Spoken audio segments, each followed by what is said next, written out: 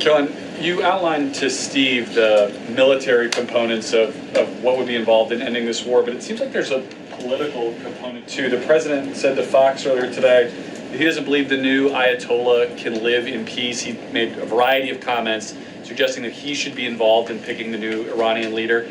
Is the ending of this war also contingent on Iran selecting a leader that the president finds acceptable? And if so, how is that not the definition of a regime change war? Look, as President Trump has blatantly and frankly stated, it's obviously within the best interest of the United States and the West to no longer have a radical terrorist in charge of Iran, especially as we see their reaction to Operation Epic Fury. They had their missiles turned towards our Gulf and Arab partners in the region.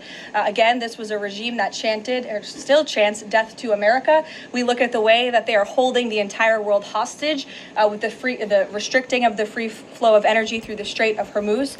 So the president, I think, is making quite an obvious comment. Again, as for the timeline of the military operations with respect to Iran, we have objectives that we have laid out that the commander-in-chief wants to see achieved. When they are achieved, then it will ultimately be up to the president to end this operation. Okay, so I think you're not exactly addressing my question, though. Is that political objective also necessary for the president to decide to end this war? Look, again, I just told you the objectives of Operation Epic Fury. When those objectives are met, the president will dictate the end of these operations when he deems that Iran no longer poses a credible threat to the United States of America. And again, it goes back to what does that unconditional surrender look like? Iran can talk all they want, and their words will be very empty when we've completely annihilated their navy, as we are doing, when we've taken out the threat of their ballistic missile capability, when we can firmly, finally ensure that they can no longer make a nuclear bomb to threaten the United States and our allies and our troops in the region. And that's what President Trump is ultimately seeking to do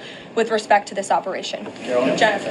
There was a shooting outside of a synagogue in Baltimore. Do you know if the president has been briefed on that? And do you have any more details on what happened? I don't, but we certainly will get you more details, Jennifer. And